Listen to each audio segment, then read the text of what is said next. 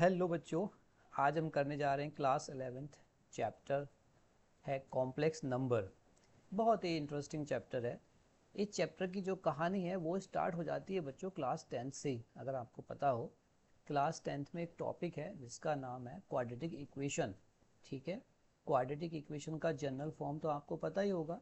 General form होता है quadratic equation का A X square plus B X plus सी।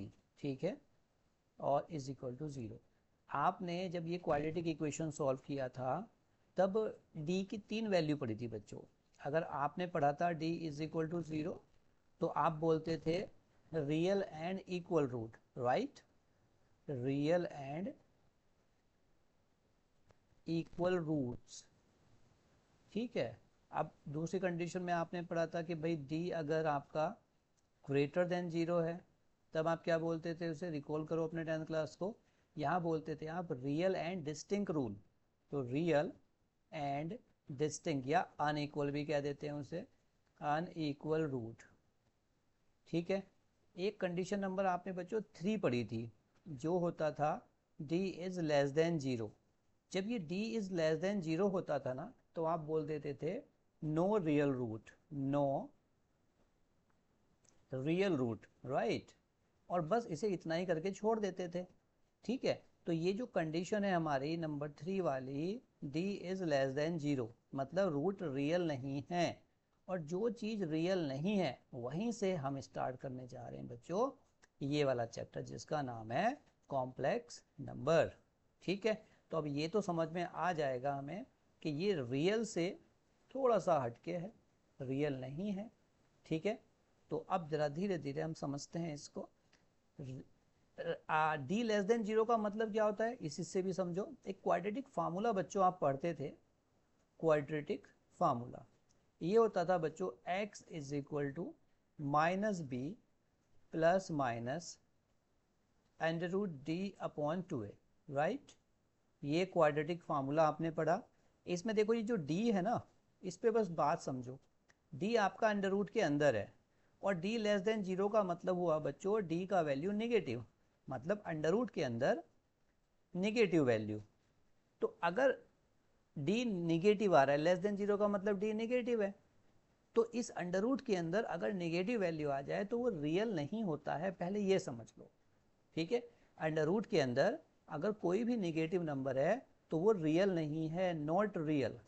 हमारे मैथमेटिशियन ने हमें ये बताया है। ओके, तो अब इस नंबर को हम कैसे डिफाइन करेंगे वो बस इस चैप्टर में हमें समझना है बच्चों। तो ये रियल नहीं है ये तो हमें समझ में आ गया। तो अब भाई ये अंडर रूट जो -1 है, मतलब निगेटिव वैल्यू जो है, अंडर रूट -1 को हमने बोला कि भाई ये है आपका आई, इसको नाम दे दिया।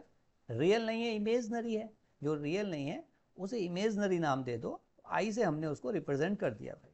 ठीक है, तो ये पहली बात आप समझो कि आई को अब जो नेगेटिव नंबर है ना हम उसे क्या लिखेंगे, उसे लिखेंगे हम माइनस, जो माइनस नेगेटिव नंबर है उसे हम आई लिखेंगे।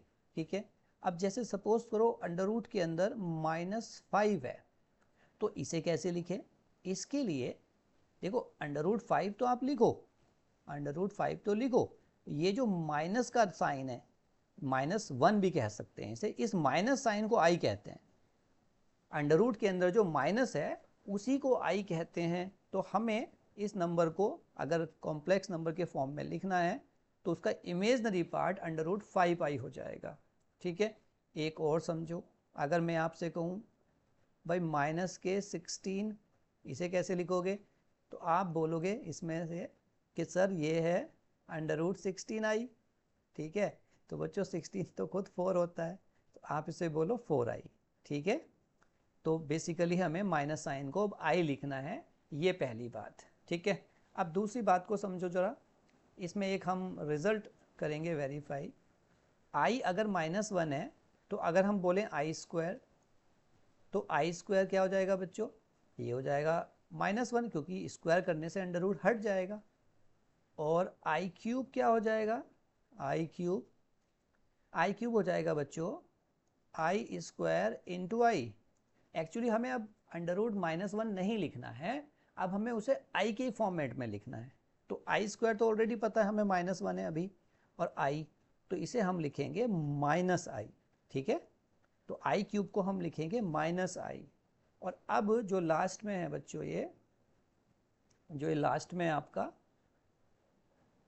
अगर हम एक पावर और बढ़ा दें आई की, अगर हमने आई को 4 कर दिया, जैसे आई की पावर 4, देखो भाई आई की पावर 4 क्या होगा बच्चों, आई स्क्वायर इंटू आई स्क्वायर, आई स्क्वायर इंटू आई स्क्वायर, आई स्क्वायर भी -1 है और ये भी -1 है, तो -1 इंटू -1 हो जाएगा 1। तो आप ये रिजल्ट समझ लो, आई की पावर 4 जाके 1 हो रहा है। तो आपको ये याद रखना है बहुत ही अच्छे से, इस चैप्टर के लिए ये की पॉइंट है जो हमारे काम आने वाले हैं भाई, ठीक है। आई की पावर 4 जाके -1 होगा, ठीक है। चलिए अब आगे चलेंगे हम। इसी तरीके से अगर हमें कुछ वैल्यू निकालनी हो बच्चों, जैसे मैं आपसे बोलूं भाई कि आई की पावर आप निकाल के दिखाओ 25, आई की पावर 25, तो आप ये देखो आई की पावर 4 तक 1 होता है, तो आई की पावर 4 के मल्टीपल में से ब्रेक कर लो, तो हम इसे लिखेंगे 25 को आई की पावर 4 इंटू 6, 6 4 जा 24, और इंटू आई, प्लस आई नहीं इंटू आई, क्योंकि पावर मल्टीप्लाई में ऐड होती है। एक्सपोनेंट एंड पावर आपने पढ़ा था ना, ये कि ए की पावर m इंटू ए की power n is equal to A की पावर m प्लस n। बात समझ में आती है। तो यही हम इसमें रूल लगा रहे हैं। तो बच्चों जो 4 के मल्टीपल है ना, वो तो सब 1 हो जाएंगे, क्योंकि i की पावर 4 1 होता है। तो यहाँ से हमारा आंसर क्या आएगा, ये जो पार्ट है आपका ये तो 1 हो गया, बचा क्या i, तो इसका आंसर i आ गया। और देखो आपको i की पावर अगर सपोज करो 100 को निकालना है, तो बस 4 के मल्टीपल में से ब्रेक कर दो। ये क्या आप लिखो, i की पावर 4 इंटू 25, ठीक है। और 25 इंटू 4 ये सब मिला के 1 हो जाएगा, तो इसका आंसर 1 आ गया। तो i की कितनी भी पावर आपको सॉल्व करनी पड़े, आप इस तरीके से उसे सॉल्व कर सकते हो, ठीक है। और देखते हैं, अगर आपके पास डिनोमिनेटर में i आ जाए, लाइक 1 अपॉन आई की पावर 5, ठीक है, तो हम क्या करेंगे, एक्चुअली हम नीचे आई नहीं रखेंगे, उसको हम रेशनलाइज टाइप कर देंगे ऊपर नीचे मल्टीप्लाई करके। पहले नीचे इसे सॉल्व करो, तो ये हो जाएगा 1 अपॉन आई की पावर 4 और इनटू आई।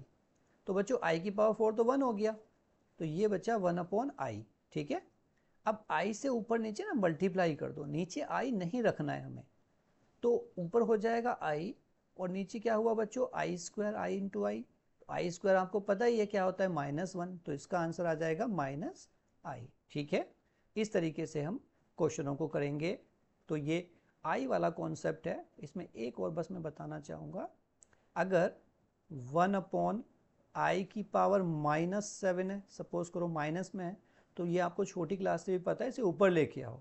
पहले क्या लिखो, इसे ऊपर ला के आई की पावर 7, अब इसे सॉल्व करो, ठीक है, पॉजिटिव पावर बना लो। तो आई की पावर 4 इंटू आई की पावर 3, आई की पावर 4 तो 1 हो जाएगा और आई की पावर 3 होता है -i, बस ये याद रखना, ओके। ये था हमारा इमेजनरी पार्ट का वैल्यू, ओके। अब अगर एक नंबर ऐसा है उसमें कुछ रियल पार्ट है और उसमें कुछ इमेजनरी पार्ट भी है, लाइक एक नंबर लेते हैं, जैसे हमने लिया एक नंबर z, उसको हमने लिखा 4 प्लस अंडर रूट -7। तो ये -7 वाला फंडा तो हमें समझ में आ रहा है, 4 प्लस अंडर रूट 7i, जो माइनस साइन था उसे हमने i लिख दिया। बच्चों ये दो पार्ट में ब्रेक हुआ, i वाला जो पार्ट है जिसमें i लिखा हुआ है वो है हमारा इमेजनरी पार्ट। क्या है वो, इमेजनरी पार्ट, और उसे हम आई एम करके रिप्रेजेंट करेंगे, आई एम। और ये जो 4 है इसके साथ तो आई नहीं है, तो ये है हमारा रियल पार्ट, आर ई से रिप्रेजेंट करेंगे रियल को, आर ई। एक ऐसा नंबर जिसमें एक इमेजनरी और एक रियल पार्ट हो, उसी को बच्चों हम कहते हैं कॉम्प्लेक्स नंबर। बात समझ में आई, एक ऐसा नंबर जिसमें रियल और इमेजनरी दोनों पार्ट हों, उसे हम कहते हैं कॉम्प्लेक्स नंबर। तो ये ऐसे ही हम बहुत सारे कॉम्प्लेक्स नंबर लिख सकते हैं। i is z is equal to 2 plus 3i। ठीक है, रियल पार्ट को जनरली हम पहले लिखते हैं और इमेजनरी पार्ट को हम जनरली बाद में लिखते हैं। ये हमारा कॉम्प्लेक्स नंबर का रिप्रेजेंटेशन हुआ। आई होप आपको ये समझ में आ रहा है। अब चलते हैं आपकी एनसीईआरटी में जो दिया हुआ है। एनसीईआरटी का जो पहला एग्जाम्पल है वो ये कह रहा है बच्चों, if 4x plus I 3x minus Y is equal to 3 plus I और माइनस के 6, इक्वल का साइन लगा हुआ है, where x and y are real number then find the value of x and y। अगर दो कॉम्प्लेक्स नंबर बच्चों equal हैं, अगर दो कॉम्प्लेक्स नंबर इक्वल हैं तो उसके रियल पार्ट को उसके रियल पार्ट से ही कंपेयर करो। देखो जिसमें i नहीं है वो रियल पार्ट है, तो ये 4x रियल और यहाँ ये 3 रियल। सिंपल सी बात है, हमने इसे कंपेयर किया ऑन इक्वेटिंग 4x हमारा आया, हमारा 4x का वैल्यू आया बच्चों 3। ठीक है, यहाँ से आपको x बहुत ही आसानी से मिल गया, x हुआ 3/4। ठीक है, अब जो इमेजनरी पार्ट है i वाला पार्ट, देखो ये है i वाला पार्ट और यहाँ पे ये है i वाला पार्ट। i को नहीं लिखना है, उसके पार्ट को लिखना है। तो भाई i वाला पार्ट है हमारा 3x माइनस वाई और यहाँ पे हुआ -6। ठीक है, x आप निकाल ही चुके हो अभी, x का वैल्यू यहाँ रखो जिससे हमारा y भी निकल जाएगा और ये एग्जाम्पल हमने यहाँ पे सॉल्व कर रखा है। ठीक है, तो इस तरीके से हमने अगर दो कॉम्प्लेक्स नंबर इक्वल हैं तो उसे कंपेयर करके रियल पार्ट को रियल पार्ट के साथ और इमेजनरी पार्ट को इमेजनरी पार्ट के साथ हम कंपेयर कर सकते हैं और वैल्यू निकाल सकते हैं। ठीक है, अब हम बात करेंगे algebra of complex number. Algebra of complex number का मतलब है बच्चों, दो कॉम्प्लेक्स नंबर को कैसे ऐड करें, कैसे सब्सट्रैक्ट करें, कैसे मल्टीप्लाई करें और कैसे डिवाइड करें। ठीक है, तो अगर हमें दो कॉम्प्लेक्स नंबर को ऐड करना है, ठीक है, तो लेट्स से दो कॉम्प्लेक्स नंबर हैं, पहला है z is equal to a plus i b और दूसरा कॉम्प्लेक्स नंबर है c प्लस आई डी। जब दो कॉम्प्लेक्स नंबर को बच्चों हमें ऐड करना है तो हम उसके रियल पार्ट को रियल पार्ट के साथ ऐड करेंगे। तो अगर हमें z1 प्लस z2 करना है तो रियल पार्ट पहले का है a और दूसरे का है c, तो ये हो जाएगा a plus C, a plus C, ये रियल पार्ट हुआ। अब इमेजनरी पार्ट है दूसरे का आई बी और यहाँ है आई डी, तो आई को बच्चों कॉमन ले लो आप और ये हो जाएगा b plus D, b plus D. ठीक है, यही हम दो कॉम्प्लेक्स नंबर को ऐड करते हैं। तो यहाँ पे एग्जाम्पल में इन्होंने बताया हुआ है, देखो ये। ठीक है, तो एग्जाम्पल एक समझ लो, 2 प्लस 3i एक कॉम्प्लेक्स नंबर और -6 और 5i दूसरा कॉम्प्लेक्स नंबर, हमें इन्हें ऐड करना है।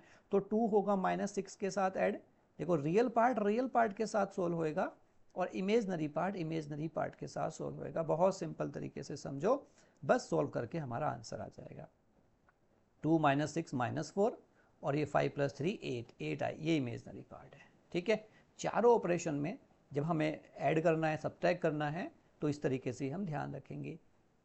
कुछ रूल्स हैं, ये आपको पता होने चाहिए। जो एडिशन है, कॉम्प्लेक्स नंबर का जो एडिशन है वो आपकी क्लोजर प्रॉपर्टी, यानी कि आप दो कॉम्प्लेक्स नंबर को, complex number z1 and z2 अगर दोनों को ऐड करते हो तो एक कॉम्प्लेक्स नंबर ही आएगा।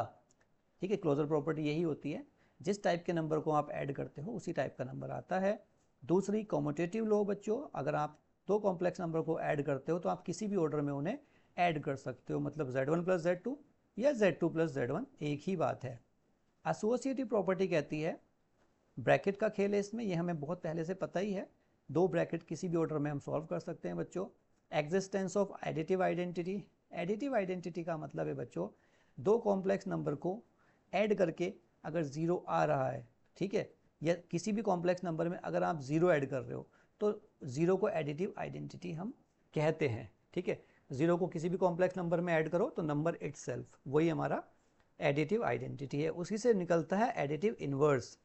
ठीक है, एडिटिव इनवर्स क्या होता है, जैसे एक कॉम्प्लेक्स नंबर है बच्चों z = a + ib, ये समझो, इसमें बड़े कंफ्यूज होते हैं बच्चे कि एडिटिव इनवर्स क्या है। एक कॉम्प्लेक्स नंबर है z = a + ib, वो कह रहा है इसका एडिटिव इनवर्स निकालो। एडिटिव इनवर्स वो नंबर है जिसे इसमें ऐड करके 0 आ जाए। तो एक नंबर अगर हम z1 लें तो वो क्या होगा, -a - ib। देखो इसके साइन चेंज करके आता है वो। तो आप Z1 प्लस Z2 करके देखो, Z1 प्लस Z2, अगर ये Z1 है, दोनों को ऐड करेंगे तो 0 आएगा कि नहीं आएगा? तो वो नंबर जिसे ऐड करने पे 0 आ जाए वो उस नंबर का एडिटिव इनवर्स होता है। ठीक है, बात समझ में आई? आगे चलेंगे। डिफरेंस ऑफ कॉम्प्लेक्स नंबर बच्चों, जैसे हमने ऐड सीखा है, फटाफट समझिए। डिफरेंस के लिए भी आप उसी तरीके से करोगे, रियल पार्ट को रियल पार्ट के साथ और इमेजनरी पार्ट को इमेजनरी पार्ट के साथ डिफरेंस किया जाता है। ठीक है, बहुत सिंपल तरीके से ये हम कर लेंगे। नेक्स्ट है हमारा मल्टीप्लाई। मल्टीप्लाई बहुत ही समझने वाला है, इसमें थोड़ा सा नया काम है, multiplication of two complex number. ठीक है, तो इसको ज़रा देखते हैं। हमारे पास दो कॉम्प्लेक्स नंबर हैं, z एक नंबर है a प्लस आई बी और एक z2 नंबर है c प्लस आई डी। ठीक है, दो कॉम्प्लेक्स नंबर है, हमें इन्हें मल्टीप्लाई करना है। ओके, तो इसे मल्टीप्लाई करने के लिए देखो मैं तुम्हें इसे करके दिखाता हूँ एक क्वेश्चन लेके ना, जब तुम्हें ज़्यादा अच्छे से समझ में आएगा। ये थोड़ा सा ज़रा इसे समझो आप। जैसे z है 2 प्लस 3i, ठीक है, और हमें एक नंबर और है 3 प्लस 2i, इन्हें मल्टीप्लाई करना है। तो मल्टीप्लाई क्या करेंगे हम इसे, देखो 2 को इन दोनों से और 3 को इन दोनों से, सिंपल तरीके से जैसे नॉर्मल मल्टीप्लाई किया जाता है। तो 2 3 जा 6 एंड 2 2 जा 4 प्लस के 4i, फिर ये 3i, 3 3 जा 9 9i और 3 2 जा 6i स्क्वायर प्लस के 6i स्क्वायर। बच्चों आई स्क्वायर तो -1 होता है, तो ये देखो हमारा जो नंबर होगा 6 प्लस 4i और 9i 13i, और ये हो जाएगा आई स्क्वायर -1, तो ये -6 हो जाएगा। 6 से 6 कट गया, तो इसका आंसर कितना आया 13i। अब देखो ये नंबर क्या है बच्चों, इसमें रियल पार्ट है ही नहीं, तो ये क्या है प्योर इमेजनरी, ये क्या है प्योर इमेजनरी पार्ट है। तो इसमें आई स्क्वायर जरूर आता है, जब मल्टीप्लाई करते हैं तो आई स्क्वायर को हम रियल पार्ट में ऐड कर लेंगे क्योंकि आई स्क्वायर -1 हो जाता है। ठीक है, बात समझ में आ रही है आपको? ये हार्ड नहीं है, बस समझने जरूर हमें इसको है अच्छे से भाई। ये ऐसे हम मल्टीप्लाई करेंगे, अब जल्दी से इसे समझो। देखो ये दो कॉम्प्लेक्स नंबर हैं, हमने इनको मल्टीप्लाई किया, Z1 Z2, रियल पार्ट को अलग कर देंगे और इमेजनरी पार्ट को बाद में मल्टीप्लाई करके अलग कर देंगे। ये एग्जाम्पल लिया इन्होंने, देखो इसका 3 प्लस 5i, और ये जो मैंने अभी आपको समझाया उसी तरीके से ये एग्जाम्पल है। तो इसमें भी जो 4 रूल हैं, क्लोजर लो, किसी कॉम्प्लेक्स नंबर को अगर आप मल्टीप्लाई करोगे तो कॉम्प्लेक्स नंबर ही आएगा। दो कॉम्प्लेक्स नंबर को किसी भी ऑर्डर में आप मल्टीप्लाई कर सकते हो। एसोसिएटिव रूल, दो ब्रैकेट किसी भी ऑर्डर में आप सॉल्व कर लो। एग्जिस्टेंस ऑफ मल्टीप्लिकेटिव आइडेंटिटी, किसी भी नंबर में अगर आप 1 से मल्टीप्लाई करते हो तो बच्चों आपका वही कॉम्प्लेक्स नंबर आ जाता है। ठीक है, existence of multiplicative inverse. Multiplicative inverse क्या होता है, ये छोटी क्लास से आप पढ़ रहे हो। दो नंबर को अगर मल्टीप्लाई करके 1 आ जाए, दो नंबर को अगर मल्टीप्लाई करके 1 आ जाए तो वो एक दूसरे के मल्टीप्लिकेटिव इनवर्स है। ऐसे समझो, जैसे एक 5 है, अगर मैं 5 को 1/5 से मल्टीप्लाई करूं तो कितना आएगा, देखो 5 से 5 कट जाएगा तो 1 आ गया। तो 5 का मल्टीप्लिकेटिव इनवर्स क्या है 1/5, और 1/5 का मल्टीप्लिकेटिव इनवर्स क्या है 5। ये दोनों एक दूसरे के मल्टीप्लिकेटिव इनवर्स हैं। तो मल्टीप्लिकेटिव इनवर्स वो नंबर होता है जो मल्टीप्लाई करके आपका 1 गिव्स करता है। समझ में आ रहा है आपको? ठीक है, मल्टीप्लिकेटिव इनवर्स का केस। तो इसको आप जैसे 1/z एक नंबर है, इसको ऐसे समझो थोड़ा सा, जैसे एक कॉम्प्लेक्स नंबर है हमारा ये, हाँ ये देखो यहाँ पे लिखा हुआ है z इंटू 1/z, इसे हमें 1 मिलना चाहिए। ठीक है, इसके बाद डिस्ट्रीब्यूटिव लो, दो नंबर को जैसे हमने नॉर्मल तरीके से डिस्ट्रीब्यूट कर सकते हैं, ये सारे रूल हैं इसमें। उसके बाद डिवीजन ऑफ कॉम्प्लेक्स नंबर। बच्चों डिवीजन में कुछ नया तो नहीं है, बट डिनोमिनेटर में हमें आई नहीं छोड़ना है, तो वो उसको रेशनलाइज एक तरीके से हम कर देते हैं। जैसे दो कॉम्प्लेक्स नंबर लो, Z1 है 6 प्लस 3i और Z2 है 2 माइनस आई। जब हम इन्हें डिवाइड करेंगे ना, देखो हमें करना है Z1 by Z2, Z1 by Z2, तो Z1 कितना है 6 प्लस 3i और डिवाइड है 2 माइनस आई। तो इसे ना रेशनलाइज कर देते हैं, नीचे छोड़ दे नहीं है आई को, और रेशनलाइज करने में हमेशा जो आई है ना बच्चों उसी का साइन चेंज होगा, 2 प्लस आई और 2 प्लस आई। ठीक है, इस तरीके से हम रेशनलाइज करते हैं।